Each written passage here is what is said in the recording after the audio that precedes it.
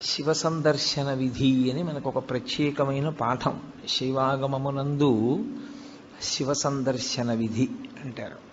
అది శివ లింగ అని రెండు స్వరూపములు. శివ అంటే మంగళం, భద్రం, శోభనం, కళ్యాణం, క్షేమం అంతా మీకు మంగళప్రదమైనటువంటివి కటాక్షించగలిగినటువంటి శక్తి స్వరూపమునకు శివ అని పేరు. అందుకే శివునకు అమంగళమునకు సంబంధం ఉండదు. అసలు ఆయన ఎన్నడూ అమంగళము చేయువాడు కాడు. ఎప్పుడూ మంగళం చేసేవాడెవరో, ఎప్పుడూ భద్రాన్ని చేకూర్చేవాడెవరో, ఎవరి అనుగ్రహం చేత శుభ పరంపర మనకి కలుగుతుందో అటువంటి మహానుభావుణ్ణి శివ అని సంకేతిస్తాం. శివునకు ఒక రూపము కాదు. యథార్థమునకు అసలు పరమేశ్వరుడికి ఒక రూపం ఉంటే కదూ, కోటేశ్వరరావు అంటే ఏదో ఒక రూపంతో ఉంటాడు. పరమేశ్వరుడికి అలా ఒక రూపం ఉండదు. ఆయన చేసినటువంటి చేష్టితముల వలన భక్తులను అనుగ్రహించాలనేటటువంటి ఆయన యొక్క కారుణ్య తీవ్రత వలన ఆయన అనేక రూపములను ధరిస్తాడు. అంతేకాని లీలారూపములు అని పిలుస్తారు. అవి 63 లీలారూపములు ఉన్నాయి పరమశివుడికి. 63 లీలారూపములలో అత్యంత శ్లాఘనీయమైనగా ప్రస్తుతి చేయబడేటటువంటి స్వరూపం, మనకి ఎప్పుడూ మనం దర్శనం చేసేటటువంటి స్వరూపం, ఒక చేతిలో త్రిశూలం పట్టుకుని ఒక చేతిలో ఢమరుకాన్ని పట్టుకుని ఉంటాడు. నటరాజస్వరూపంగా ఢమరుకాన్ని పట్టుకుంటాడు, ఒక్కొక్కచో శివస్వరూపంగా ఢమరుకాన్ని పట్టుకుంటాడు. ప్రధానంగా శివుడు అనేటప్పటికి పట్టుకునేది త్రిశూలం. త్రిశూలం పట్టుకుని నిలబడ్డాడు అంటే అది శివ. త్రిశూలము అంటే లోకంలో ఉన్న నానుడు ఏమిటంటే అది పెట్టి పొడిచి చంపేస్తుంటాడు ఆయనని. అందుకొరకు కాదు ఆయనకు ఆయుధం. అది త్రైగుణ్యం శూలమీతస్య పరసు సత్యనిష్టత అని లింగపురాణం వ్యాఖ్య. త్రైగుణ్యం శూలమీతస్య, 3 గుణములు ఆయన చేతిల యందు ఉంటాయి. ఆ 3 గుణములే పైన ఉన్నటువంటి 3 పైకి పొడుచుకుని వచ్చినటువంటి శూలస్వరూపములు. ఈ 3 ఒక కర్ర లాంటి దానికి ఆధారభూతమై దాని నుండి పైకి ప్రసరిస్తాయి కొమ్ముల్లా. ఆ 3 దండంలా ఉండేటటువంటిది ఏది ఉందో అది నిర్గుణ స్థితి. అసలు ఏ గుణము లేనటువంటి స్థితి పరమేశ్వరుడిది. అందులో నుండి 3 గుణములను ప్రసరింపచేయగలిగినటువంటి శక్తి స్వరూపుడు కూడా ఆయనే. అది చెప్పడానికి ఆయన త్రిశూలం పట్టుకుంటాడు. సాధారణంగా మీకు శివాలయం అంటే ఎక్కడ శివస్వరూపము ప్రకటనముగా ఒక రూపంతో కరచరణాదులతో ఉండదు. శివాలయం అంటే అది శివలింగాలయం అని గుర్తు. లింగస్వరూపమే ఉంటుంది శివాలయంలో. ఆ లింగస్వరూపమునకు ఒక రూపము లేదు. లింగము ఇలాగే ఉండాలి అని నిర్ణయమేం లేదు. చిన్న లింగం ఉంటుంది, పెద్ద లింగం ఉంటుంది, చాలా పెద్ద లింగం ఉంటుంది, వివిధ పదార్థములతో చేయబడినటువంటి శివలింగాలు ఉంటాయి. కొన్ని పడుకున్న లింగాలు ఉంటాయి, కొన్ని కూర్చున్న లింగాలు ఉంటాయి, కొన్ని నిలబడిన లింగాలు ఉంటాయి. శివలింగాన్ని నిర్మాణం చేసినటువంటి తీరును బట్టి ఆ శివలింగం పడుకుందా, నించుందా, కూర్చుందా కూడా చెప్తారు. అటువంటి శివస్వరూపంలో శివాలయంలో లింగము అని ఉంటుంది.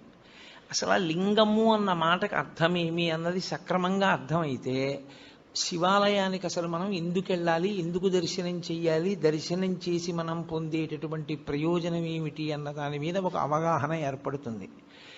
మీకు నేను తేలికగా అర్థమయ్యేటట్టు చెప్పాలి అంటే, లింగం అన్న మాట ఏకకాలమునందు 2 అర్థములను గోచరింపచేస్తుంది. ఒకటి, నాకు ఒక అనుమానం వచ్చింది. ఏమిటి అనుమానం అంటే, సప్తధాతువులేగా ఎవరి ఎందున్నా. ఇప్పుడు ఈ సభలో ఉన్న ఎవరిలో ఉన్నవైనా, నాలో ఉన్నవైనా కేవలము సప్తధాతువులే. చర్మము, రక్తము, మాంసము, కొవ్వు, అస్థి, శుక్ల, మేధ. ఈ 7 పదార్థములతోటే ఇన్ని శరీరములు తయారయ్యాయి. కానీ ఒక శరీరాన్ని పోలినట్టు వేరొక శరీరం ఉండదు. అలాగని తండ్రి పోలిక కొడుక్కి రాకుండా ఉండదు. ఏదో కూతురికి ఏ మేనమామ పోలికో తల్లి పోలికో వస్తుంది. మరి పోలికొచ్చినా ఒకేలా మాత్రం ఏ 2 వ్యక్తులు ఉండడానికి అవకాశం లేదు. ఇంత భిన్నత్వంతో ఈ లోకాన్నంతటినీ ఆయన సృజించాడు. విశ్వము యొక్క మాట పక్కన పెట్టండి, అసలు ప్రపంచం యొక్క మాట పక్కన పెట్టండి. ఒకే వ్యక్తినే తయారు చేస్తున్నాడు ఆయన, మనుష్యుణ్ణి తయారు చేస్తున్నాడు. అందరికీ 2 కళ్ళు పెట్టాలి, అందరికీ ఒక ముక్కు పెట్టి 2 కన్నాలు పెట్టాలి, అందరికీ 2 చెవులు పెట్టాలి, అందరికీ నోరు పెట్టాలి, అందరికీ నుదురు పెట్టాలి, జుట్టు ఉంచాలి. కానీ 1,00,00,000 మంది వ్యక్తుల్ని ఏకకాలంలో చూసినా ఒక వ్యక్తిలా వేరొక వ్యక్తి ఉండకూడదు. ఇంత నిర్మాణ దక్షతతో, ఇంత గొప్పగా అదే పదార్థములతో ఇంత భిన్నత్వాన్ని తీసుకొచ్చేటట్టుగా చెక్కిన శిల్పి ఎవరు నాకు చూడాలనిపించింది అనుకోండి. నేను ఎక్కడో అక్కడ చూడాలి కదూ, వాడిని చూడాలని నాకు ఆతృత పుట్టింది. ఏదో మనం బదరీ వెళ్ళాలనుకున్నట్టు, కేదారం వెళ్ళాలనుకున్నట్టు, అరుణాచలం వెళ్ళాలనుకున్నట్టు ఆయన్నొక్కసారి చూద్దామని అనిపించింది అనుకోండి. అప్పుడు ఆయన లింగస్వరూపంతో ఉంటాడు. ఎందుకు లింగస్వరూపంతో ఉంటాడంటే, ఆ చెక్కినటువంటి వ్యక్తి ఉన్నాడే, ఈ లోకమునంతటినీ కూడా సృజించిన వాడు ఉన్నాడే, వాడు నిర్మించి విడిచిపెట్టలేదు. వాడు దీని వృద్ధికి నాశనానికి కూడా కారణమవుతున్నాడు. కొన్నాళ్ళు పెరగాలి జీవులన్నీ, పెరిగిన జీవులు లయమైపోవాలి, లయమైపోయినప్పుడు ఈ భూమి మీదే పడిపోవాలి, భూమిలోనే కలిసిపోవాలి. మళ్ళీ సృష్టింపబడినప్పుడు బయట ఉన్న పంచభూతములతోటే సృష్టింపబడాలి. ఇది పెరుగుతూ ఉండాలి, ఇదే మళ్ళీ తరిగిపోతూ ఉండాలి, ఇదే పడిపోతూ ఉండాలి. జీవుల యొక్క పాపపుణ్యములను దృష్టిలో పెట్టుకుని శరీరాల్ని మారుస్తూ ఉండాలి. లోపల ఉన్నవాడు జీవుడు, వాడికి ఏవో పాపపుణ్యాలు ఉన్నాయి, ఇవాళ ఇందులో ఉన్నాడు. ఇది పడిపోయిన తర్వాత వాడు ఇందులోకి వెళ్ళాలి, నిర్ణయం చేసి ఆ శరీరాన్ని సిద్ధం చేసి అందులోకి పంపాలి. ఇన్ని లెక్కలు కట్టుకుంటూ ఉండాలి, ఇన్ని విషయాల్ని చూస్తూ ఉండాలి, ఇన్ని విషయాల్ని నిర్వహిస్తూ ఉండాలి.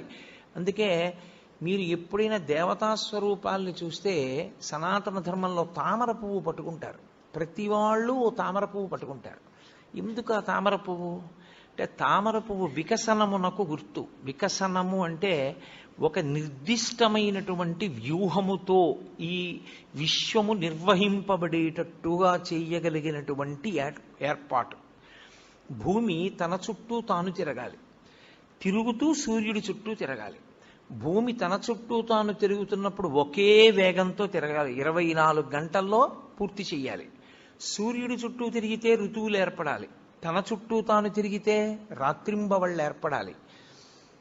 నక్షత్రములు భూమి కన్నా 1,00,00,000 రెట్ల పెద్దవైన మిణుక్కు మిణుక్కుమంటూ అంత దూరంలో అలాగే ప్రకాశిస్తూ ఉండాలి, స్వయం ప్రకాశకములై. భూమి లోపల ఎన్ని భోగ్య వస్తువులను దాచుకున్నా ఎంత ఉందో, ఎంత తవ్వుతున్నామో, ఎంత ఇస్తోందో, ఇంకా ఎంత మిగిలిందో ప్రపంచంలో తెలుసుకోగలిగినటువంటి వాడు లేడు. భూమి లోపల ఇంత ఖనిజ సంపద ఉంది, ఇంత వాడాం, ఇంకా ఇంత మిగిలింది చెప్పగలిగిన వాడు ప్రపంచంలో ఎవ్వడూ లేడు. ఎంత ఉందో తెలియదు, ఎంత తీస్తున్నామో తెలియదు, ఎంత ఖర్చు పెడుతున్నామో తెలియదు. ఇంత దాచిన వాడెవరు? అదిగో ఇవన్నీ నిర్వహిస్తున్నవాడున్నాడే, వాడు పరమేశ్వరుడు అని పేరు. ఆ పరమేశ్వరుణ్ణి చూడాలనేటటువంటి కుతూహలం కలిగినటువంటి వాడు ఆలయ ప్రవేశం చేసినప్పుడు లింగముగా దర్శనమిస్తాడు. లింగము అంటే గుర్తు. దేనికి గుర్తు? నీకు కలిగిన ఆర్తికి జవాబు చెప్పటానికి గుర్తు. అందుకే శివాలయంలోకి ఎందుకు వెళ్ళాలి అంటే, నీకు ఆర్తి కలిగితే వెళ్ళాలి. ఏ ఆర్తి కలిగితే వెళ్ళాలి అంటే, నీకు అసలు ఈ విశ్వాన్నంతటినీ నిర్మించి నిర్వహించి లయం చేస్తున్న వాడిని చూడాలి అని నీకు అనిపిస్తే అప్పుడు శివాలయంలోకి వెళ్ళాలి. ఆ వెళ్ళినప్పుడు నీకు కలిగేటటువంటి అనుభూతి వేరు, అది లేకుండా శివాలయంలో ప్రవేశిస్తే ఉండేటటువంటి స్థితి వేరు. అందుకే లింగం నీకు కలిగిన ఆర్తికి జవాబు కాదు. పరమేశ్వరుడి వైపు నుంచి చూసినప్పుడు పరమేశ్వరుడికి అసలు రూపం ఏమిటి? ఈ రూపంతో ఉంటాడు పరమేశ్వరుడు, ఇంతే, ఇలాగే ఉంటాడు, ఇంకింతకన్నా భిన్నంగా ఉండడు అని నేను అన్నాను అనుకోండి, తప్పది. అసలు ఈశ్వరుడికి ఆకృతి లేదు. కొంచెం నేను దగ్గరికి తీసుకొచ్చి చెప్పాలి అంటే, యథార్థం అవుతుందని చెప్పలేను, దగ్గరికి తీసుకొచ్చి చెప్పాలంటే ఆయన మేలిమి బంగారము వంటివాడు. ఇప్పుడు ఆ బంగారంతో మీరు గొలుసు చేయించుకోవచ్చు, కేయూరం చేయించుకోవచ్చు, కంకణం చేయించుకోవచ్చు. అది నామరూపములుగా మీ ఇష్టాన్ని బట్టి మారుతుంది. కానీ అసలు పరమేశ్వరుడు ముద్ద బంగారం, దానికి ఏం రూపం లేదు, మీరు మార్చుకున్నారు. భగవంతుడు నాకు ఈ రూపంతో కనపడాలని ఆర్తి పొందినటువంటి భాగవతుల యొక్క కోరిక తీర్చడానికి ఆయన ఒక రూపాన్ని పొందాడు తప్ప ఆయనకంటూ అసలు రూపమే లేదు. ఆయన నిర్గుణుడు. అందుకే వేదాంత డిండిమం చేస్తూ శంకరాచార్యులు వారు అంటారు, పీఠం అంబమయం సర్వం శివలింగైశ్చ చిన్మయం సాకారంచ నిరాకారం నిర్గుణంచ గుణాత్మకం తత్వం తత్పరమం బ్రహ్మ ఇది వేదాంత డిండిమః అంటారు. ఆయన నిర్గుణంలోంచి సగుణంగా వస్తాడు, కంటికి కనపడే రూపంలో వస్తాడు. ఎందుకు అలా రావాలి అంటే ఏదో ఒక రూపంలో రావాలని కోరుకున్న భక్తుడు ఒకడున్నాడు, వాడి కోసం రూపం దాల్చాడు. లేకపోతే అసలు ఆయనకి రూపంతో ఉండవలసిన అవసరమే లేదు, అంతటా నిండి నిబిడీకృతమై ఉంటాడు. కాబట్టి ఆయనని ఒక రూపంతో చెప్పడం కుదరదు. ఒక రూపం చెప్పకపోతే మనసు నిలబడదు. అందుకే రూపం ఉన్నవాడా రూపము లేనివాడా అంటే రూపముండి రూపము లేనివాడు. ఉంది, శివలింగం ఉంది, కానీ దానికి రూపం ఉందా? రూపం లేదు. అందుకే శివలింగానికి వేదాంతంలో అరూపరూపి అని పేరు. రూపమున్నది, రూపము లేనిది. ఇలా ఓ ఆకారం కనపడుతోంది, కానీ దానికి కాళ్ళ, చేతుల, ముఖమా? ఏమి లేవు. కాబట్టి అది అరూపరూపి. ఇప్పుడు ఆ శివలింగము ఒక గుర్తు. ఏమంటే అది ఒక గుర్తు అయితే దానికి శక్తి ఏం లేదు, అది ఒక గుర్తుగా మనం పెట్టుకున్నామంతే తప్పించి అది నిజంగా శక్తివంతం కాదా అని మీరు అంటారేమో. శివలింగానికి ఉన్నటువంటి శక్తి అసలు లింగ స్వరూపంలో ఉంది. ఎందుచేత అంటే శివలింగం ఎలా ఉంటుంది? ఇలా ఉంటుంది కదా, గుండ్రంగా ఉంటుంది. ఇప్పుడు ఇలా గుండ్రంగా ఉంది అని నేను అన్నాను అనుకోండి, శివలింగం ఇంత ఉంది, ఇంతదైతే అప్పుడు అందులోకి పట్టేవి ఇంకొంచెం పెరిగాయా? ఈ గది అంతా అన్నాను అనుకోండి, అప్పుడు ఈ గదిలో అన్నీ అందులోకి పట్టేశాయా? గుంటూరంతా అని తిప్పాను అనుకోండి, గుంటూరంతా లింగంలో ఉందా? కాదు. ఆంధ్రదేశం అంతా అని తిప్పాను అనుకోండి, ఆంధ్రదేశం అంతా అందులో ఉందా? అలానే తిప్పుతూ ఈ బ్రహ్మాండం అంతా అన్నాను అనుకోండి, ఇప్పుడు ఈ బ్రహ్మాండం అంతా ఎందులో ఉంది? అందులోనే ఉంది. అంతా ఎందులో ఉందో అది లింగం, అంతా ఎందులో పెరుగుతోందో అది లింగం, అంతా ఎందులోకి కలిసిపోతోందో అది లింగం. ఇప్పుడు పరమేశ్వరుణ్ణి యథార్థముగా సూచించుటకు గుర్తు శివలింగము. కాబట్టి కంటితో కనపడినది కాదు, ఇది సర్వవ్యాపకమైతే, ఇది చుట్టుకుంటే నిజానికి దీనిలో ఈ బ్రహ్మాండమంతా ఉన్నది అని గుర్తుపట్టాలి. సరే ఏమంటే ఊహ చేత గుర్తుపట్టమంటున్నారు మీరు, నిజమే ఊహ చేత గుర్తుపడతాం. మన ఊహ చేత ఈశ్వరునికి శక్తి ఆపాదించడమా? అసలు నిజానికి శివలింగానికి ఏమైనా శక్తి ఉంటుందా? అక్కడ ఓ శివలింగం ఉందనుకోండి, ఇప్పుడు ఇక్కడ శివాలయంలో శివలింగం ఉంది, ఆ శివలింగానికి శివలింగంగా ఏమైనా శక్తి ఉంటుందా? నా ఊహ చేత నేను అలా ఆలోచించడమేనా? అంటే శివలింగమునకు 5 ముఖములు ఉంటాయి, 5 ముఖములతో ఉంటుంది. ఏది ముఖము అంటే మీరు ఎటు విభూతి రాసి బొట్టు పెడితే అది ముఖం. 5 ముఖములు అని ఎందుకంటారంటే తూర్పు, పడమర, ఉత్తరం, దక్షిణం 4 వైపులా 4 ముఖాలతో చూస్తాడు. పైకి ఒక ముఖంతో చూస్తాడు. 5 ముఖాలు, 5 ముఖాలతో ఉంటాడు కాబట్టే పంచాస్యుడు అని పేరు.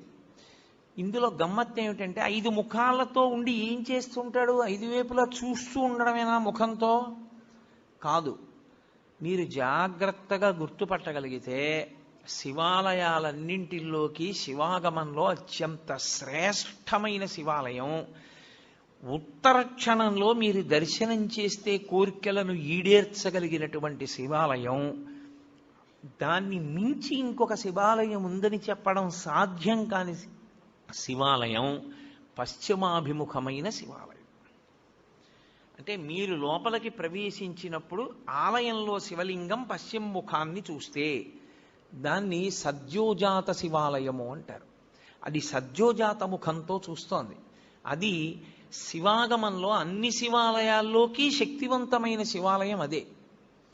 ఈశ్వరుడు తూర్పుకి ఒక ముఖంతో చూస్తాడు, దాన్ని తత్పురుష ముఖము అంటారు. ఇప్పుడు ఇక్కడ ఉండే శివాలయంలో ఉండే శివలింగం తూర్పుని చూస్తోంది. తూర్పుని చూస్తోంది అంటే దాని ఉద్దేశ్యం ఏంటంటే మీరు లోపలికి వెడుతున్నప్పుడు దేవాలయం కట్టినప్పుడు రాజద్వారానికి ఎదురుగుండా దాని ముఖం తూర్పు వైపుకుంటుంది. తత్పురుషము అంటారు. ఈ తత్పురుషం వైపు చూసేటటువంటి ముఖం, తత్పురుషమని పేరున్న ముఖం తూర్పుకి చూస్తే అది తిరోధానాన్ని చేస్తుంటుంది. తిరోధానము అన్న మాటకు అర్థం ఏంటంటే చీకటిలో ఉంచుతూ ఉంటాడు. ఆ ముఖంతో తెలియనివ్వడు.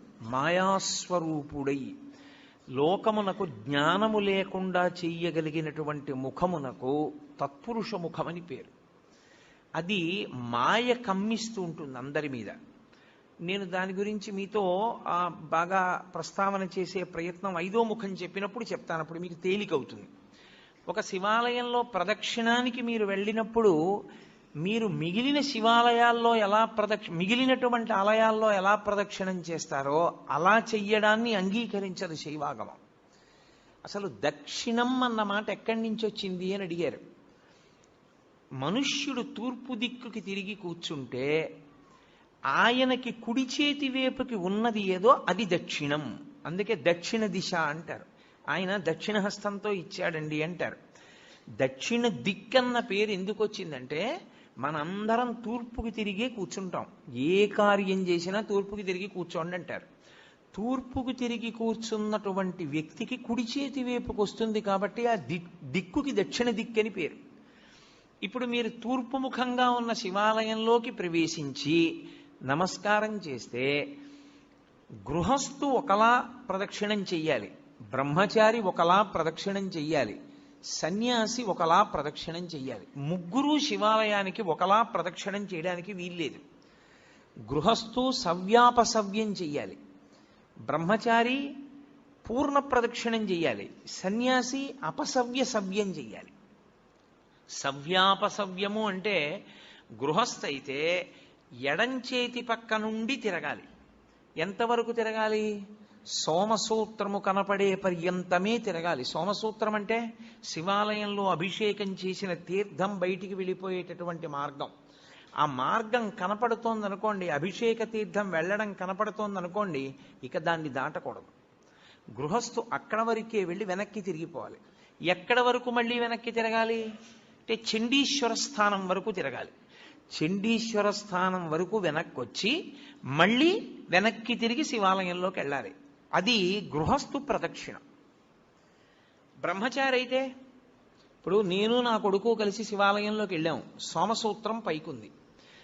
నేను ఈ గుళ్ళోకే వచ్చాను అనుకోండి, కాసేపు తూర్పు ముఖంగా ఉన్న ఆలయానికి నమస్కారం చేసి ఎడం వైపు నుంచి వెళ్ళి ఎడమవైపు నుంచి నేను గుడికి ఇలా తిరిగాను. ఎడం వైపుకి గుడి ఎటుంటుంది? నా కుడి భుజం వేపుకుంటుంది. అంటే పూజనీయమైనవి కుడి భుజం వేపుకి ఉంచి ప్రయాణం ప్రారంభిస్తే ప్రదక్షిణం చేశాడంటారు. కుడి భుజం వేపుకుంచి తిరుగుతున్నాను. చండీశ్వరుడి సోమసూత్రం వరకు వచ్చాను. బయటకుంది సోమసూత్రం, కప్పేసి లేదు. ఇక్కడ దేవాలయంలో కప్పబడి ఉంటుంది, పైకి తెలియదు సోమసూత్రం. పైకి ఉందనుకోండి, నేను ఇక దాటకూడదు గృహస్థుని, నాకు వివాహం అయిపోయింది. అప్పుడు నేను వెనక్కి వెళ్ళిపోవాలి. వెనక్కి వెళ్ళి మళ్ళీ తిరిగి చండీశ్వర స్థానం దగ్గరికి రావాలి. నా కొడుకు వాడు బ్రహ్మచారి, వాడికి పెళ్ళి అవ్వలేదు ఇంకా, వాడు సోమసూత్రం దాటచ్చు. వాడు సోమసూత్రం దాటి గుండ్రంగా తిరిగి శివుడికి ఎదురుగుండా వస్తాడు. నేను సోమసూత్రం దాకా వెళ్ళి వెనక్కి వెళ్ళి చండీశ్వరుణ్ణి చూసి చండీశ్వరుడి దగ్గర నుంచి మళ్ళీ తిరిగి శివలింగం దగ్గరికి వస్తాను. నాకు అది ప్రదక్షిణం. బ్రహ్మచారికి అది ప్రదక్షిణం. సన్యాసి వస్తే సన్యాసి సవ్యం చేయకూడదు, ఇలా ఎడం పక్క నుంచి వెళ్ళకూడదు, కుడి పక్క నుంచి తిరిగి పూర్ణ ప్రదక్షిణం చెయ్యాలి. శైవాగమం అలాగే చెప్పింది, అలాగే చెయ్యాలని చెప్పింది. కాబట్టి శివాలయంలో ప్రదక్షిణము అందరికీ ఒక్కలా ఉండదు. శివాలయంలో ప్రదక్షిణం చేసేటప్పుడు పదఘట్టన వినపడకూడదు. మీ అడుగుల చప్పుడు కాని వినపడిందా ప్రదక్షిణం చేసేటప్పుడు మహాపాపం వేస్తారు ఖాతాలో. పాదాల చప్పుడు వినపడకుండా ప్రదక్షిణం చేస్తే పరమశివుడు అంత ప్రసన్నుడవుతాడు. శివాలయంలో ప్రదక్షిణం చేత వచ్చేస్తుందంతే శక్తి అంతా. ఎలా ప్రదక్షిణం చెయ్యాలని అడిగారు. నిండు గర్భిణి ఇంకొక గంటలోనో 2 గంటల్లోనో ప్రసవం అవుతుంది. కిందంతా బిందెతో నూనె పోసేశారు. ఆమెకు ఒక పెద్ద బింది ఇచ్చి నీళ్లు చంకలో పెట్టారు, డొక్కలో. ఆమె పట్టుకుంది. ఇప్పుడు ఆ నూనె ఒలికిపోయిన నేల మీద నడుస్తోంది. ఆమె ఎంత పరాకుగా అడుగు వేసి నడుస్తుందో ప్రదక్షిణ సమయంలో అంత పరాకుగా అడుగు వేసి నడవాలి, చప్పుడు రాకుండా. అదే ఉపమానాన్ని వాడింది శైవాగమం. యథాతథంగా మీకు నేను ఆ ఉపమానాన్ని అందించాను.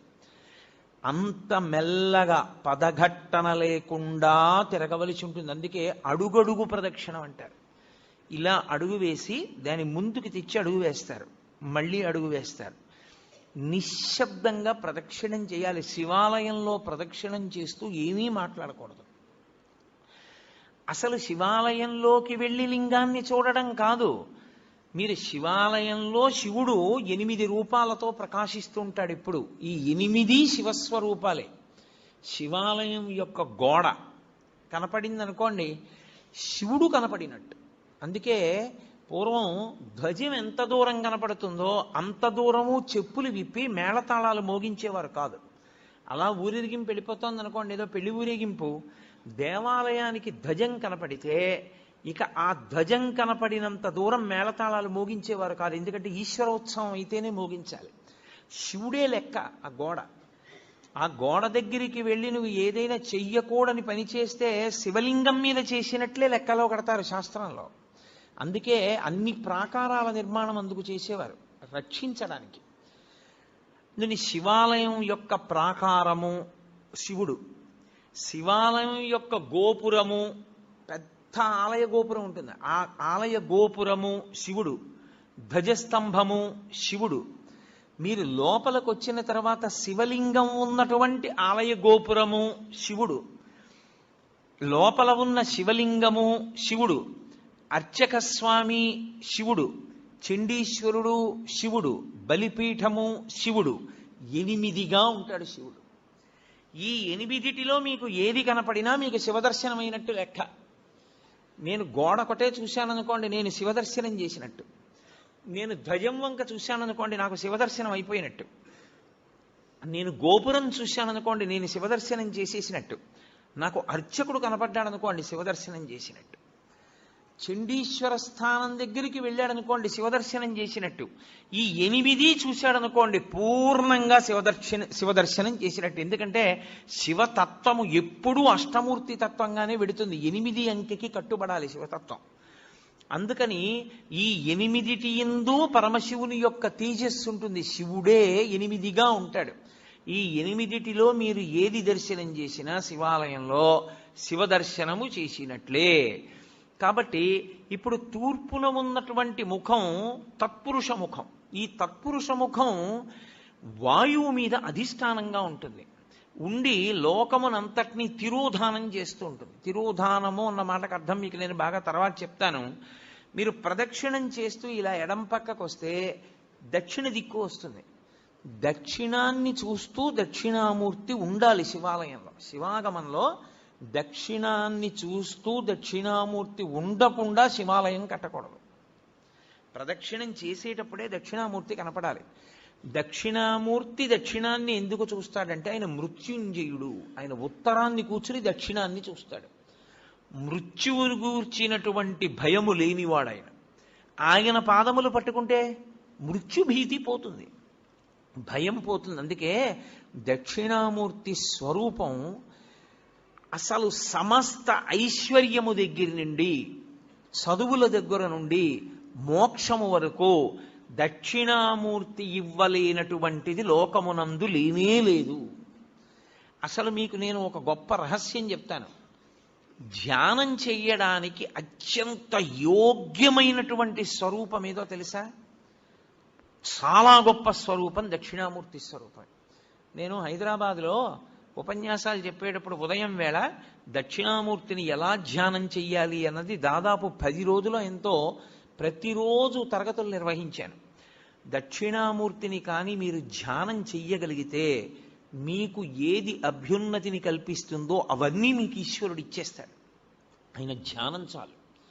అంత మంగళప్రదమైన స్వరూపం, అంత అందమైన స్వరూపం, అంత సౌమ్యమైన స్వరూపం ధ్యానానికి వేరొకటి ఉండదు. అత్యంత ఆకర్షణీయమైన మూర్తి నటరాజు. అత్యంత మంగళప్రదుడు, ధ్యానయోగ్యుడు దక్షిణామూర్తి. అందుకే ప్రపంచం అంతటా కూడా నటరాజ విగ్రహాలు ఎత్తుకుపోతారు. పాశ్చాత్య దేశాల్లో నటరాజ విగ్రహాలు కొంటూ ఉంటారు. ఎందుకో తెలుసా? అసలు ఆ స్వామి భంగిమ అలా ఉంటుంది. ప్రపంచంలో ఏ దేవతా స్వరూపంలోనూ కనపడనంత వేగం ఒక్క నటరాజుకే ఉంటుంది.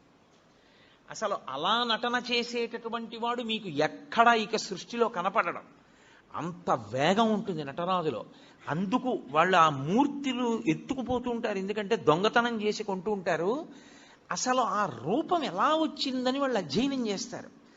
ఇప్పుడు నాకు చాలా పెద్ద జుత్తు పెంచుకున్నాను అనుకోండి, ఇలాగా నేను ఇలా అన్నాను అనుకోండి, నా జుత్తు అంతా ఇటు ఎగురుతుంది. నేను అంతే వేగంగా ఇలా అన్నాను అనుకోండి, ఆ జుత్తు ఇటు ఎగురుతుంది. నేను ఇలా అన్న జుత్తు ఇటు పడే లోపల ఇలా అంటే మళ్ళీ ఇటు జుత్తు ఇటు, ఇటు జుత్తు ఇటు ఉండేటట్టుగా తలని అంత వేగంగా తిప్పుతున్నాను అనుకోండి, అంటే ఈ జుత్తు ఇటు పడదు, అసలు ఈ జుత్తు ఇటు పడదు. ఇది ఇటిలా లేచి ఉంటుంది, ఇటిలా లేచి ఉంటుంది. తలని నిలబెట్టి ఉంచలేదు, తిప్పుతున్నాను. అంత వేగంగా తిప్పుతున్నానంటే ఈ జుత్తు ఇటు పడడానికి కానీ ఈ జుత్తు ఇటు పడడానికి కానీ ఆస్కారం లేదు. ఇది ఇలా నిలబడిపోయి ఉంటాయి. అందుకే మీరు నటరాజస్వామి మూర్తిని చూస్తే ఇక్కడ కాదు, కాంచీపురంలో ఏకాంబరేశ్వర దేవాలయంలో ఉంటుంది. మహానుభావుడి యొక్క దేవాలయం, మీరు అక్కడ చూడాలి. ఈ జుత్తు ఇలా ఉంటుంది, ఈ జుత్తు ఇలా ఉంటుంది. మీరు ఎప్పుడైనా నటరాజస్వామి మూర్తిని చూసి ఉంటారు, ఇంటికెళ్ళి మీ దగ్గర ఉంటే బాగా చూడండి. జుత్తు ఇలా ఉండదు, ఉండి కిరీటం పెట్టుకోడు, ఇది ఇటు ఎగురుతూ ఉంటుంది. అంటే నటరాజులో ఉన్నటువంటి వేగం, ఆ వేగం ఎక్కడిది అన్నదాన్ని ప్రయత్నం చేశారు. అసలు ఈ సృష్టిలో కదలికలలో ఉన్నటువంటి వేగాన్ని నటరాజులో చూపించారు. అందుకే శివస్వరూపాల్లో అద్భుత స్వరూపం నటరాజు. అత్యంత ధ్యానయోగ్యము దక్షిణామూర్తి. చిన్న పిల్లలు ఇంట్లో ఉంటే చిన్న పిల్లల దగ్గర నుంచి రేపో మాపో వెళ్ళిపోతాడనుకున్నంత పెద్ద వయస్సున్నవాడి వరకు దక్షిణామూర్తి స్వరూపము ధ్యానయోగ్యమే. మిగిలిన ఏ రూపాలు, ఏ దేవతా స్వరూపాలు మీకు అలా ధ్యానయోగ్యములు కావు. అన్ని వేళలా మీరు ఒకే రూపాన్ని, బ్రహ్మచారి, గృహస్థు, వానప్రస్థు, సన్యాసి, నలుగురు ఒకే రూపాన్ని ఆరాధన చేయడం కుదరదు. నేను మీకు ఒక ఉదాహరణ చెప్పాలంటే, కృష్ణ పరమాత్మని నేను ధ్యానం చేశాననుకోండి, నేను గృహస్థుని కనుక ఆవు దూడ పక్కన ఉన్నటువంటి త్రిభంగి అయిన కృష్ణుండే నేను ధ్యానం చేయాలి. ఆవు దూడ లేని కృష్ణుణ్ణి సన్యాసి ఉపాసన చేయాలి. మారిపోతుంది. అందరూ ఒకలా చేయడానికి వీల్లేదు. అదే త్రిభంగి స్వరూపం అయిన దక్షిణామూర్తి స్వరూపం. చిన్నపిల్లలు దక్షిణామూర్తిని ఎంత ధ్యానం చేస్తారో అంత జ్ఞాపక శక్తి, అంత గొప్పగా స్ఫురణ శక్తి పెరుగుతాయి. ఐశ్వర్యం కావాలనుకున్నవాడు దక్షిణామూర్తిని రోజు ధ్యానం చేస్తే అంత ఐశ్వర్యం. ఆరోగ్యం కావాలనుకున్న వాడికి ఆరోగ్యం, జ్ఞానం కలగాలనుకున్న వాడికి జ్ఞానం. నేను మీకు యథార్థం చెప్పాలంటే, మీకు ప్రతిరోజు 1-2 నిమిషాలు దక్షిణామూర్తిని ధ్యానం చేయడం అలవాటైతే మోక్షము కరతలామలకము. అంత్యమునందు పరమేశ్వరుడే మీకు జ్ఞాపకం వచ్చి మోక్షానికి ఎడతాడు. అంత గొప్ప స్వరూపం దక్షిణామూర్తి స్వరూపం. అది శైవాగమంలో మీరు దక్షిణ దిక్కుకి వెళ్ళగానే దక్షిణాన్ని చూస్తూ కనపడాలి. ఆయన కనపడగానే మీరు అభిముఖంగా ఉండకూడదు. మీరు ఇటు పక్కకెడితే తూర్పు ముఖం చేస్తారు. తూర్పు ముఖం చేసి మీరు ఆయన పాదాల వంక చూసి నమస్కారం చెయ్యాలి. ఇక్కడ మీరు చాలా అదృష్టవంతులు. ఇక్కడ ఉన్నటువంటి శివాలయంలో ఆగమానికి సరిపోయేటట్టుగా అద్భుతమైనటువంటి దక్షిణామూర్తి స్వరూపం ఆ శివాలయానికి ప్రదక్షిణం చేసేటప్పుడే దక్షిణంలో ఉంది. చాలా శివాలయాలు ఇవాళ రేపు కడుతున్నటువంటి శివాలయాలలో అసలు ఆ వైభవం లేదు. అంత గొప్ప స్వరూపం దక్షిణామూర్తి స్వరూపం. ఈ దక్షిణ దిక్కుకి చూసేటటువంటి మూర్తి దక్షిణామూర్తిగా మనని చూడమని చెప్తారు. అన్నీ మీకు ఇస్తాడు. కానీ శివలింగం యొక్క దక్షిణానికి చూసేటటువంటి ముఖానికి అఘోరమని పేరు. అది అగ్నిహోత్రానికి అంతటికి అధిష్టానమై ఉంటుంది. ఉండి ఈ సమస్త ప్రపంచాన్ని లయం చేసేది అదే. అందరు జీవుల్ని పడగొట్టి తనలో కలుపుకునేటటువంటి తత్వమున్నటువంటి పరమేశ్వర స్వరూపం దక్షిణాన్ని చూసేటటువంటి అఘోర స్వరూపం. అందుకే శివాలయానికి ప్రదక్షిణం చేస్తే నియమం వేరు. మీరు ఏదో ఇలా తిరగడానికి వీల్లేదు శివాలయంలో. ఇప్పుడు మీరు ఇక్కడున్న శివాలయంలోకే వెళ్ళారనుకోండి, మీకు బాగా అర్థమయ్యేట్టు నేను చెప్పాలంటే, మీరు లోపలికి వెళ్ళి చూడగానే చేతులు జోడించి ఓం తత్పురుష ముఖాయ నమః అనాలి. ఒకవేళ భక్తులకి ముఖాలు తెలియవేమోనని బోర్డు పెడతారు. అందుకే అసలు శివాలయంలో బోర్డు ఉండాలి. లేకపోతే మీకు ముఖాల పేర్లు ఎలా గుర్తుంటాయి? గుర్తుండవు. గుర్తుండాలి. ఉండని వాడికి సౌలభ్యం కోసం బోర్డు పెడతారు. బోర్డు పెడితే ఓం తత్పురుష ముఖాయ నమః అని నమస్కారం చేసి మెల్లగా దక్షిణానికి వెళ్ళాలి. మళ్ళీ అభిముఖంగా పై చూసి ఓం అఘోర ముఖాయ నమః అనాలి. ఎవడు అలా అంటూ ప్రదక్షిణం చేస్తుంటాడో వాడు మళ్ళీ పుట్టవలసిన అవసరం లేని రీతిలో జ్ఞానం ఇచ్చి కలుపుకుంటాడు. అందుకని దక్షిణామూర్తి ఉంటారు దక్షిణానికి. లేకపోతే ఆయన లోకాన్నంతటిని లయం చేసి మళ్ళీ పునర్జన్మలిచ్చే స్వరూపమై ఉంటాడు. అందుకే అగ్నికి అధిష్టానమై ఉంటాడు. మీరు దక్షిణాన్ని దాటి పశ్చిమానికి వచ్చారనుకోండి, శివాలయంలో ఆగమం ప్రకారం ఏమిటంటే పశ్చిమ దిక్కున సుబ్రహ్మణ్యేశ్వరుడు ఉండాలి. ఉండి పశ్చిమానికి వెడితే మళ్ళీ మీరు గుడికి ఎదురుగుండా నిలబడాలి. ఆ గుడి యొక్క గోడకి ఎదురుగుండా నిలబడి ఓం సద్యోజాతముఖాయ నమః అనాలి. సద్యోజాతము అనబడేటటువంటి ముఖం పశ్చిమ దిక్కుని చూస్తూ ఉంటుంది. ఆ పశ్చిమ దిక్కుని చూసేటటువంటి సద్యోజాత ముఖము పృథివికి అధిష్టానమై ఉంటుంది. అది సృష్టికంతటికీ కారణం అదే.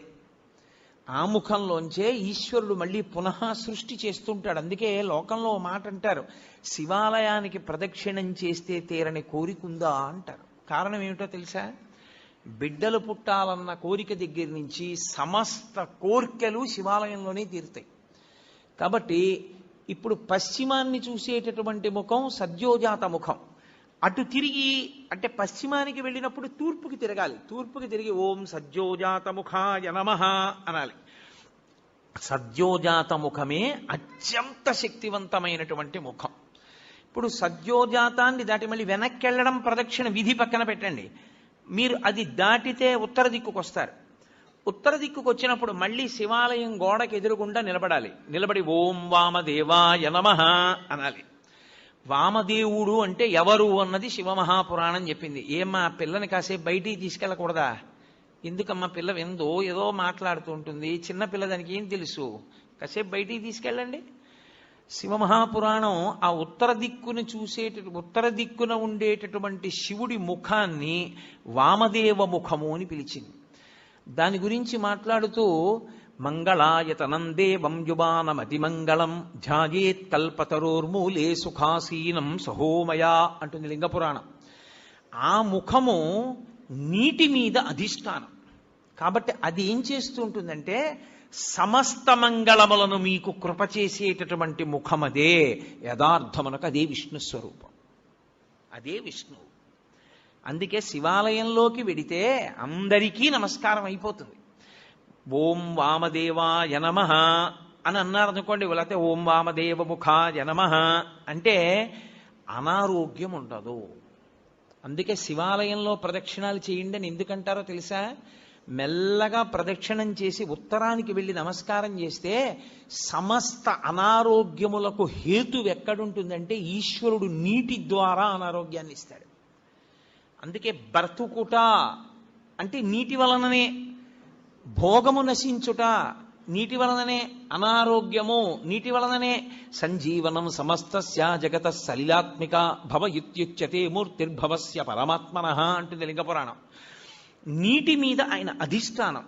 మీకు అందుకే ఏదైనా ఊరు వెళ్ళారనుకోండి, నాకు అక్కడ కూర పడలేదండి అండవు, నాకు ఆ నీళ్లు పడలేదండి అంటాడు. అనారోగ్యమునకు కారణము నీరే, మనిషి పడిపోవడానికి కారణము నీరే. నీరు అంత శక్తివంతం. నీటి మీద అధిష్టానమై ఆయన ఉత్తరాన్ని చూస్తూ ఉంటాడు.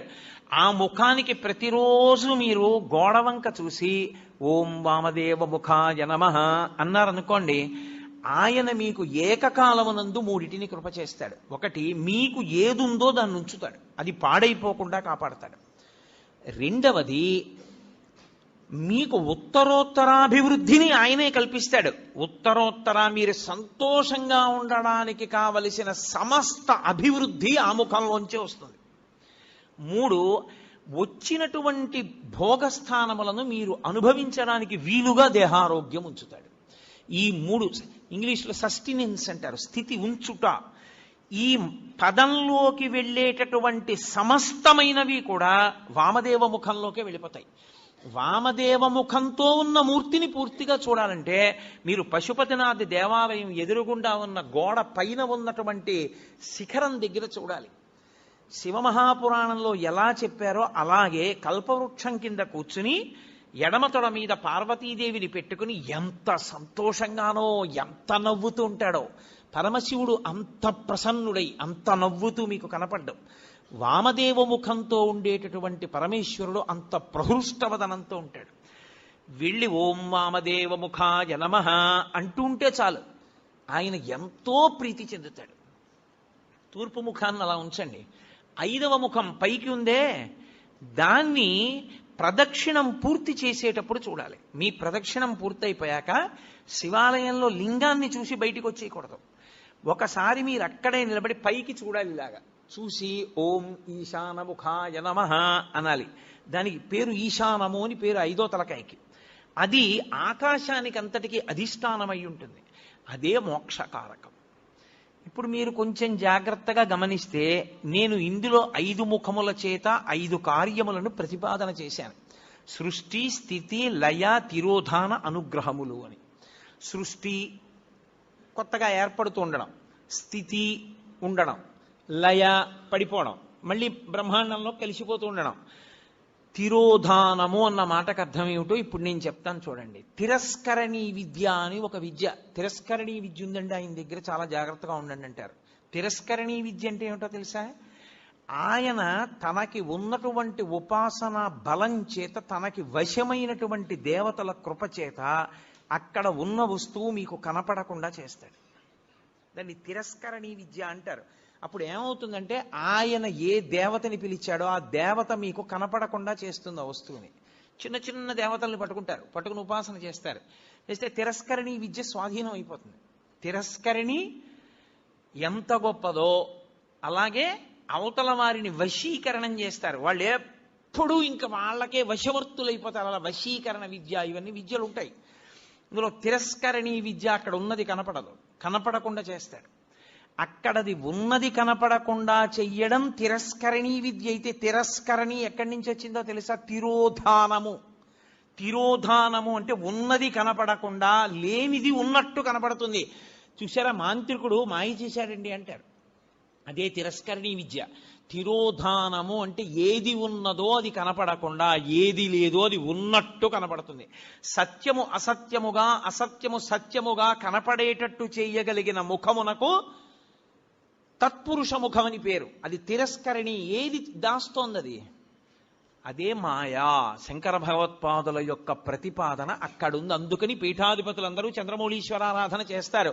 వాళ్ళందరూ చంద్రమౌళీశ్వరారాధన ఎందుకు చేస్తారంటే వాళ్ళెవ్వరూ మాయకి కట్టబడకుండా జ్ఞానమునందు నిలబడడానికి శంకరాచార్యుల వారు పెట్టిన పద్ధతి. ఇప్పుడు తిరస్కరణి ఉన్నది ఆత్మ ఒక్కటే, పరమేశ్వరుడు ఒక్కడే ఉన్నాడు. ఒక్కడే అయిన పరమేశ్వరుడు కనపడకుండా విశ్వము కనపడుతూ ఉంటుంది. అబ్బో ఎంతమంది ఉన్నారో, ఎన్ని మొక్కలు ఉన్నాయో, ఎన్ని పువ్వులు ఉన్నాయో అంటాడు తప్ప ఉన్న విశ్వనాథుడు కనపడడు. విశ్వనాథుడు కనపడకుండా విశ్వం కనపడేటట్టు చేస్తాడు. అలా కనపడినంత కాలం మాయకి వశుడైపోయాడు గుర్తు. మాయకి వశుడైనంత కాలం మళ్ళీ పుడుతూ ఉంటాడు. మళ్ళీ పుట్టినవాడు మళ్ళీ చస్తూ ఉంటాడు, మళ్ళీ చచ్చినవాడు మళ్ళీ పుడుతూ ఉంటాడు. అంటే సృష్టి స్థితి లయ తిరోధాన, సృష్టి స్థితి లయ తిరోధాన వీటిలో తిరుగుతాడు. 5వది అనుగ్రహం, మోక్షమూర్తి. అది దక్షిణామూర్తి దగ్గర ప్రారంభం అవుతుంది. ఆయన అనుగ్రహించాడా అసలు ఉన్న వస్తువు కనపడే అసత్యమైన వస్తువు కనపడకుండా పోతుంది. అసత్యమైన వస్తువు కనపడకుండా పోవడం అంటే మీకు యథార్థము ఎరుకలోకి వస్తుంది. ఎవరే ఇది నేను కాదురా, ఇది నేను తొడుక్కున్నటువంటిది ఈ శరీరం. అసలు నేను లోపల ఉన్న అహంస్ఫురణ, లోపల ఉన్న ఆత్మ నేను, ఆ ఆత్మ సర్వవ్యాపకమై ఉన్నది. అందుకే అందరూ నేను నేను నేను అంటున్నారు. మా ఎక్కడి నుంచి వచ్చింది? అందులో ఉన్న నేను ఒకటే, ఇందులో ఉన్న నేను ఒకటే. నాకు ఆకలేస్తోంది నేను అన్నప్పుడు నేను బాధపడుతున్నాను అంటే నిజానికి అందులో ఉన్న నేను బాధ ఏదో, ఇందులో ఉన్న నేను బాధ అదే. కానీ ఇందులో నేను అనేటప్పటికి అందులో నేననదు, నువ్వు అంటుంది. ఇక్కడ నేనే అక్కడ నేనై ఉన్నా ఆ నేను ఈ నేను కలిపి ఒకటే అని అనుభవంలోకి వచ్చిందనుకోండి, తిరోధానం పోయిందని గుర్తు. నేను నువ్వు అందనుకోండి, తిరోధానమనందు ఉన్నాడని గుర్తు. అంటే ఈశ్వరుడు మాయ కమ్మిస్తున్నాడని గుర్తు, అంటే మళ్ళీ పుడతాడని గుర్తు. ఈశ్వరుడిది తీసేసి జ్ఞానం ఇచ్చేశాడు, అద్వైత భావన యందు నిలబడిపోతాడు. రెండవ వస్తువు లేదు, ఉన్నదొక్క పరమేశ్వరుడే. ఎరుకలోకి వచ్చేస్తుంది. ఆ ఎరుకలోకి వచ్చిందా మోక్షము. 5వ ముఖం మోక్షాన్ని ఇస్తుంది, ఊర్ధ్వముఖం. అందుకే శివలింగానికి మాత్రమే పృష్ఠభాగంలో కూర్చుని పూజ చెయ్యకూడదన్న నియమం లేదు. ఇప్పుడు మీరు రామాలయంలోకి వెళ్ళారనుకోండి, రామాలయంలో ఎదురుగుండా కూర్చుని పూజ చేస్తారు, అంటే పక్కకు కూర్చుని పూజ చేస్తారు. అంతేగాని రామాలయంలో వెనకాతల కూర్చుని పూజ చేస్తానండి అంటే అది శాస్త్రీయం కాదు, అలా చేయకూడదు. శివలింగానికి ముందు కూర్చోవచ్చు, పక్కన కూర్చోవచ్చు, వెనక్కి కూర్చోవచ్చు, పైన పొయ్యొచ్చు. ఎందుకని? అన్ని ముఖాలే, 5 వైపులా ముఖాలే. ఏ ముఖం నుంచి నీళ్లు జారినా మీకో ఫలితం ఉంటుంది. ఎటు నుంచి నీళ్లు జారనివ్వండి, అది మీకు వెంటనే ఒక ఫలితాన్ని ఇచ్చేస్తుంది. అందుకే పైన పోస్తారు, అన్ని ముఖాల నుంచి జారుతాయి. ఇప్పుడు శివాభిషేక తీర్థాన్ని తొక్కకూడదు. అది కాని తొక్కాడా ఉత్తరక్షణం పూర్వజన్మలలో చేసుకున్నటువంటి పుణ్యము నశించిపోతుంది. మరి ఎలా, ఎవరు చేస్తారు అభిషేకం? అందుకే ఒక్కరికి మాత్రమే అధికారం ఇచ్చి ఆయన్ని శివస్వరూపంగా గుర్తిస్తారు. గుర్తించి ఆయనకి దీక్ష ఇచ్చి, ఎవరు ఆ ప్రత్యేకమైన దీక్ష యందు ఉంటాడో వాడికొక్కడికే అభిషేకం చేసేటటువంటి అధికారం ఉంటుంది. కొంతమంది గృహస్థులుగా ఉంటారు, దేవాలయాల్లో అర్చకత్వం చెయ్యరు, కానీ వారికి ప్రత్యేకమైన దీక్షలు ఉంటాయి. ఆ దీక్ష ఉన్నవాడు ఆలయంలోకి వెళ్ళి అభిషేకం చేయొచ్చు, ఏమీ దోషం ఉండదు. తప్ప అందరూ అభిషేకాన్ని శివాలయంలోకి వెళ్ళి చెయ్యకపోవడానికి కారణం అదే. నిజానికి మేం బ్రాహ్మణం అండి, అందుకని మేము లోపలికి వెళ్ళి అభిషేకం చేసుకుంటామని వెళ్లకుండా ఉండడమే మంచిది. అలా వెళ్ళకూడదు. శాస్త్రం శాస్త్రం. నేను శాస్త్రం ఒక్కటే చెప్తా, పై మాటలు మాట్లాడడం నా జన్మలో నాకు అలవాట్లేదు.